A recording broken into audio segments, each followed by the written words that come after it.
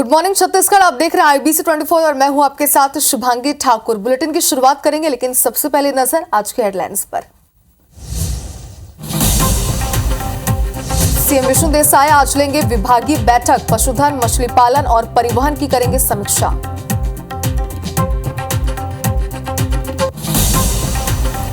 छत्तीसगढ़ में निकाय चुनाव के लिए आ जाएगा कांग्रेस का घोषणा पत्र, राजीव भवन में वरिष्ठ नेता करेंगे जारी, सभी जिलों में भी होगा जारी। छत्तीसगढ़ को 6,925 करोड़ का रेलवे बजट, यूपीए काल से 22 गुना ज्यादा बजट मिला, प्रदेश में आएगा 41,000 करोड़ का निवेश। कोल घोटाले में ईडी का बड़ा एक्शन, सूर्यकांत समेत कई लोगों की 100 से ज्यादा चल अचल संपत्ति कुर्क, जब्त संपत्ति की कीमत 49 करोड़ रुपए।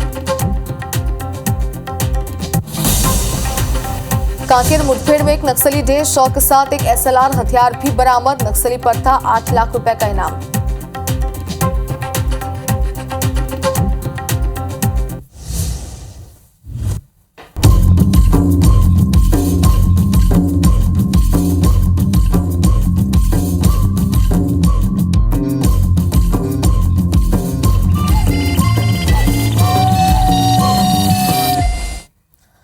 तो हेडलाइंस के बाद बुलेटिन की शुरुआत करते हैं इस वक्त की बड़ी खबर के साथ। अंबिकापुर से आपको दिखाते हैं, जहां तेज रफ्तार बाइक अनियंत्रित होकर पलट गई।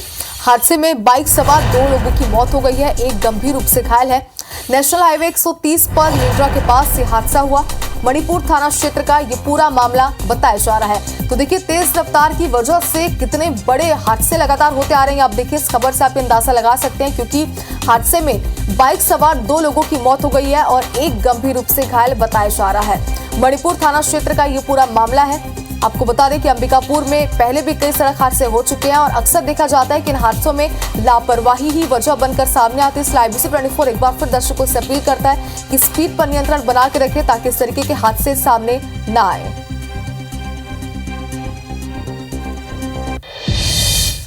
और अब खबर रायपुर से, जहां कोयला घोटाले में ईडी ने सूर्यकांत समेत घोटाले से जुड़े कई लोगों की करीब 100 से ज्यादा चल अचल संपत्तियों को अस्थायी रूप से कुर्की की कार्रवाई की गई है। जब्त संपत्तियों की कीमत की अगर बात करें तो कीमत तकरीबन 49 करोड़ 73 लाख रुपए आंकी गई है। इन संपत्तियों में कई वाहन, नकदी और जेवरात समेत बेनामी जमीनें शामिल हैं। बता दें कि ईडी ने अवैध कोयला लेवी घोटाले मामले में गिरफ्तार IAS रानू साहू, समीर बिश्नोई, सौम्या चौरसिया, IAS जयप्रकाश मौर्य और राम गोपाल अग्रवाल, राम प्रताप सिंह, विनोद तिवारी, चंद्रदेव राय, देवेंद्र सिंह यादव की करीब 55 करोड़ 37 लाख रुपए की संपत्तियां जब्त कर ली है। इस मामले में राम प्रताप सिंह, विनोद तिवारी, चंद्रदेव राय को कोर्ट से गिरफ्तारी में राहत मिली, लेकिन राम गोपाल अग्रवाल इस मामले में फरार है। इस घोटाले में ईडी ने अब तक कुल 270 करोड़ रुपए की संपत्तियां जब्त कर ली है और करीब 11 आरोपियों को गिरफ्तार कर जेल की सलाखों के पीछे भेजा जा चुका है।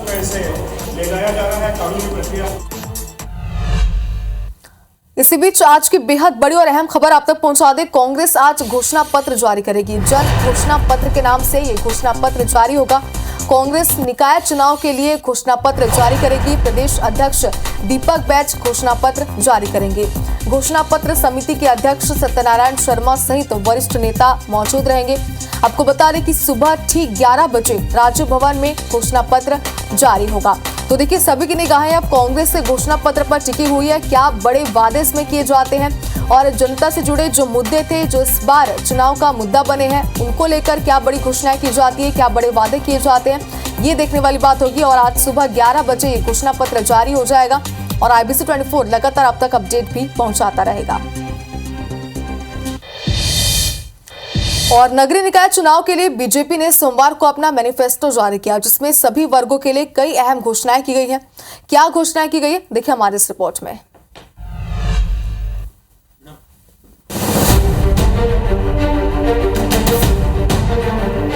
सत्तासीन बीजेपी ने पूर्व प्रधानमंत्री अटल बिहारी वाजपेयी के विजन को समर्पित कर अपने मैनिफेस्टो को नाम दिया अटल विश्वास पत्र का। घोषणा पत्र में प्रमुख तौर पर बीजेपी ने नगरीय निकायों में नजुल भूमि स्वामित्व पर नया कानून बनाने, पट्टा धारकों को भूस्वामी बनाने, महिलाओं के नाम पर प्रॉपर्टी टैक्स में 25% छूट देने, मार्केट क्षेत्र में पिंक टॉयलेट बनाने, स्कूल कॉलेजों में मुफ्त वाईफाई देने, शहरों में स्मार्ट वेंडिंग जोन और फूड स्ट्रीट बनाने, शहरों में स्वच्छता के लिए स्मार्ट वेस्ट मॉनिटरिंग सिस्टम लगाने, सभी शहरों में तालाबों में STP लगाने, स्मार्ट ट्रैफिक प्रबंधन, सौर ऊर्जा युक्त 100% LED street lighting, Mahtari Vandan योजना के SHG लाभार्थियों को 2.5 लाख तक का ऋण, 3 लाख तक PMYU घरों को तेजी से पूरा करने, नगरीय निकायों में मोर क्लिनिक बनाकर डिजिटल हेल्थ कार्ड की सुविधा देने जैसे प्रमुख वायदे किए। और ये जो संकल्प पत्र है नगरीय निकाय की दृष्टि से, इसको भी अटल विश्वास पत्र ऐसा नाम दिए हैं। तो इसमें भी जो भी वादा सरकार का है वो 100% पूरा होगा। हम नजुल भूमि के स्वामित्व के लिए नया कानून बनाएंगे। साथ ही हम सभी पट्टा धारकों को भूस्वामी बनाएंगे। इसके पहले कांग्रेस ने भी बीजेपी सरकार की खामियां गिनाते हुए 25 बिंदुओं वाला आरोप पत्र जारी कर दिया है, जिसमें निकायों में दोषपूर्ण OBC आरक्षण नीति, धान का 3217 रुपए प्रति क्विंटल समर्थन मूल्य का वादा पूरा न करने, विपक्षी नेताओं को षड्यंत्र पूर्वक जेल भेजने, दबाव पूर्वक धर्मांतरण बढ़ने, 1 लाख नौकरियों का अधूरा वायदा, 18.5 लाख आवास का झूठा वायदा, 500 रुपए में गैस सिलेंडर का अधूरा वायदा, प्रदेश में अवैध शराब, गांजा, ड्रग्स और नशीली दवाओं का धड़ल्ले से बिकना, 1 साल में चुपके से 4 बार बिजली के दाम बढ़ाने, 400 यूनिट पर छूट खत्म करने, रेत के दाम 6 गुना, सीमेंट के दाम 5 बार बढ़ाने और स्पष्ट नक्सल नीति न होने जैसे गंभीर आरोप लगाए हैं। कांग्रेस बीजेपी के घोषणा पत्र को झूठ का पुलिंदा और धोखे का जाल बता रही है। पुराना घोषणा पत्र, पुराने वादे पूरे नहीं हुए हैं और जनता को झूठ बोलने के लिए फिर नया घोषणा पत्र बना रहे। ये प्रदेश की जनता समझ रही है। नगरीय निकाय क्षेत्रों में पूरी तरह से विफल हो चुकी है ये सरकार काम करने में। स्वर्गीय अटल बिहारी वाजपेयी जी के नाम पे अटल विश्वास पत्र जारी किया है।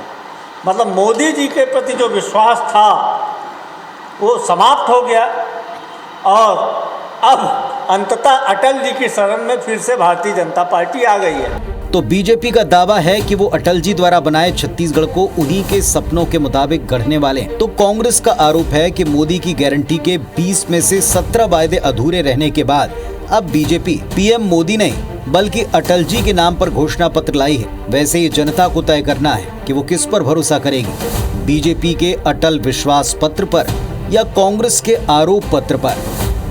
सौरभ सिंह परिहार, IBC 24, रायपुर।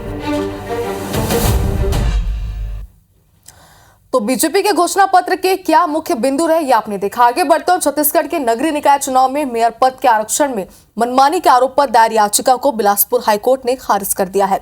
कोर्ट ने सोमवार को सभी पक्षों को सुनने के बाद अपने आदेश में कहा कि अधिसूचना में कोई अनियमितता नहीं है, इसमें किसी प्रकार के हस्तक्षेप की आवश्यकता नहीं है। राज्य की ओर से जवाब प्रस्तुत पर कहा गया कि याचिकाकर्ता की शिकायत पूरी तरीके से गलत है।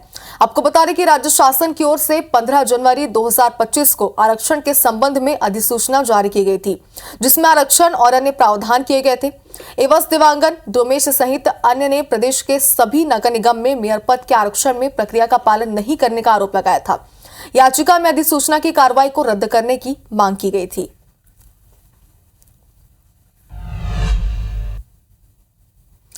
और प्रदेश के मुखिया यानी मुख्यमंत्री विष्णु देसाई आज मंथन करेंगे। सीएम विष्णु देसाई आज विभागीय बैठक लेंगे। सुबह 11:30 बजे पशुधन विभाग की बैठक लेंगे। इसके बाद 12:30 बजे मछली पालन विभाग की बैठक लेंगे और दोपहर 3 बजे परिवहन विभाग की मुख्यमंत्री बैठक लेंगे। इसके बाद शाम 5:20 में मंत्रालय से सीएम हाउस लौट जाएंगे। तो देखिए, आज कई विभाग हैं जिन पर विस्तार से चर्चा होने वाली है। मुख्यमंत्री समीक्षा करेंगे और जाहिर सी बात है कि कई जरूरी दिशा निर्देश भी इस दौरान वो दे सकते हैं।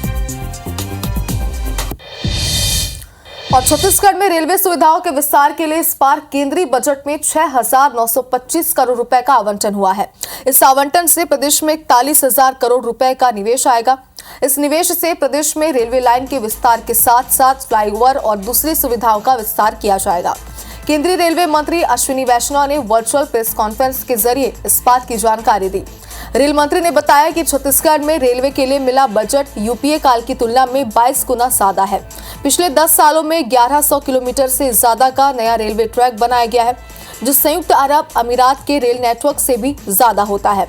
छत्तीसगढ़ में 100% रेलवे ट्रैक का इलेक्ट्रिफिकेशन भी हो चुका है और छत्तीसगढ़ में 1105 किलोमीटर के ट्रैक पर चलने वाली ट्रेनों में कवच डिवाइस लगा दिया जाएगा। इससे राजनांदगांव से लेकर रायगढ़ और बिलासपुर, अनूपपुर एवं जांजगीर, कोरबा, अंबिकापुर तक का चलने वाली ट्रेनें कवच से लैस हो जाएंगी। धन्यवाद सर। इस साल बजट का रेलवे का बजट एलोकेशन हुआ है 6,925 करोड़ रुपए का। यूपीए की सरकार के समय के बजट एलोकेशन से कंपेयर करें 22 गुना ज्यादा है। सभी चीजों का मिला के हो रहा है 41,000 करोड़ रुपीस का। 41,000 करोड़ रुपए का छत्तीसगढ़ में रेलवे का इन्वेस्टमेंट हो रहा है। और बलौदाबाजार के भाटापारा नगर पालिका में भाजपा एजेंटों पर कांग्रेस नेताओं ने गंभीर आरोप लगाए हैं। क्या आरोप है ये आपको बता दें। दरअसल चुनाव जीतने के लिए महतारी वंदन योजना के नाम पर फॉर्म भरवाने और आचार संहिता उल्लंघन का आरोप लगाया है। बड़ी संख्या में कांग्रेस प्रत्याशी और कार्यकर्ताओं ने मुख्य निर्वाचन अधिकारी के नाम ज्ञापन देकर कार्रवाई की मांग की है। बताया जा रहा है कि भाटापारा नगरीय निकाय चुनाव में सभी प्रत्याशी समर्थन की मांग को लेकर वार्ड भ्रमण कर रहे हैं। इस दौरान रविदास वार्ड के कांग्रेस कार्यकर्ताओं को कुछ महिला और पुरुष फॉर्म भरवाते दिखे, जिन्हें पूछने पर महतारी वंदन योजना के लिए फॉर्म भरवाने की बात सामने आई। मामले को लेकर कांग्रेस प्रत्याशी और कार्यकर्ता बड़ी संख्या में थाने पहुंचे और मामले को लेकर जमकर हंगामा किया। पुलिस ने भी फॉर्म भरवाने वालों को थाने लाकर पूछताछ शुरू कर दी है। पकड़े गए चारों महिला पुरुष ने कहा कि उन्हें 700 रुपए प्रतिदिन के हिसाब से काम कराया जा रहा है।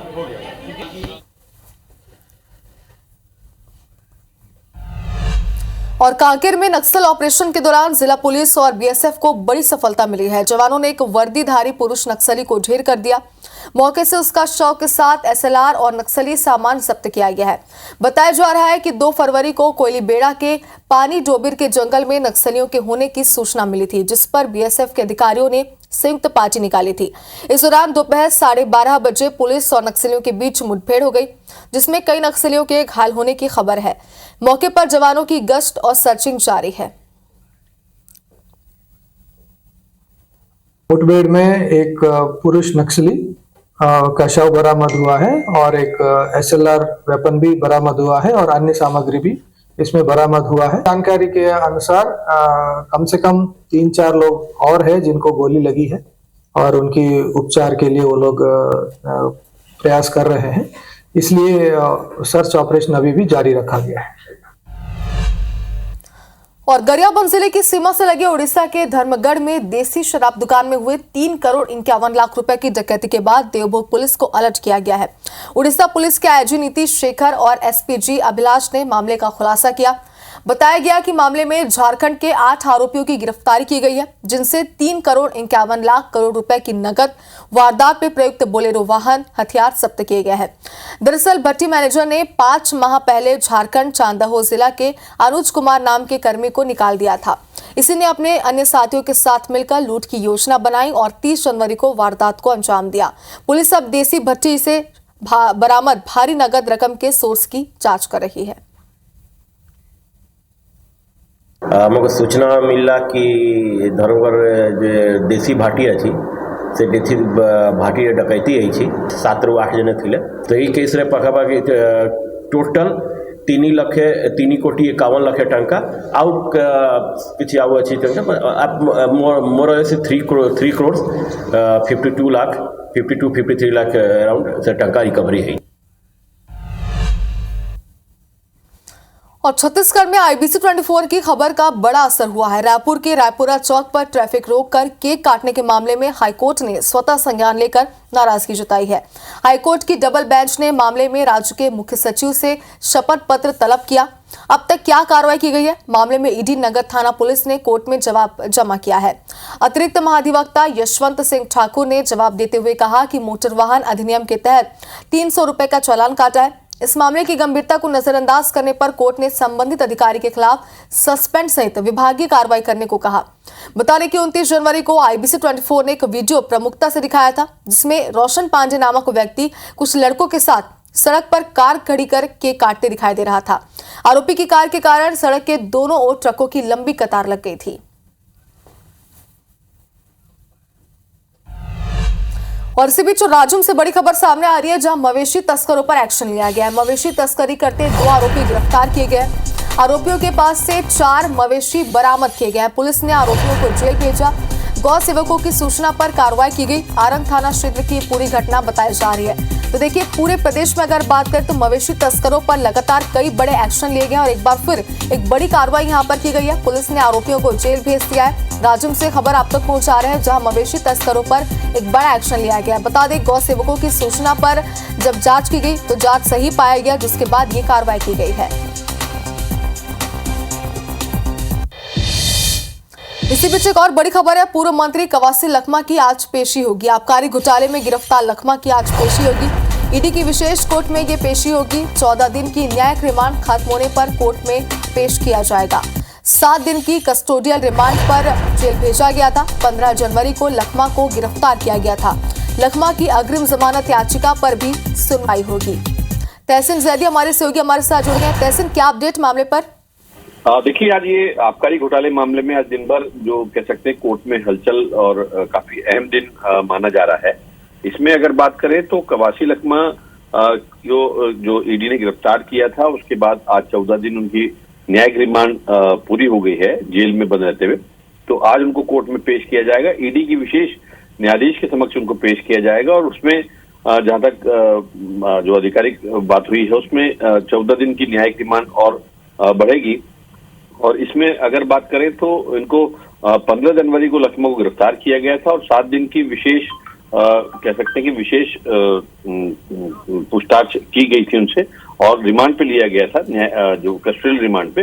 उसके बाद इनको फिर से जेल में भेजा गया था न्यायिक रिमांड में। तो आज उनकी न्यायिक रिमांड खत्म हो रही है, तो आज उनको कोर्ट में पेश किया जाएगा। इसके अलावा अगर बात करें तो कवासी लखमा के जो अधिवक्ता हैं, उन्होंने एक अग्रिम जमानत याचिका भी पेश की है कोर्ट में, जो ईओडब्ल्यू के विशेष न्यायाधीश के समक्ष पेश की है। उसमें ये बात सामने आई है कि ईओडब्ल्यू, उनको आशंका है कि ईओडब्ल्यू उसमें गिरफ्तार उनको कर सकती है या कोई कार्रवाई कर सकती है। तो उसको लेके उन्होंने अग्रिम जमानत की याचिका उसमें लगाई है और याचिका पे आज उसमें सुनवाई होगी और ईओडब्ल्यू के विशेष न्यायाधीश जो हैं उनकी कोर्ट में सुनवाई होगी। तो कुल मिला के कह सकते हैं कि आज दिन भर काफी अहम माना जा रहा है आबकारी घोटाले मामले में। जी चलिए तहसीन, तो पूरे दिन अपडेट आपसे पल पल की लेते रहेंगे। फिलहाल बहुत शुक्रिया पूरी जानकारी के लिए।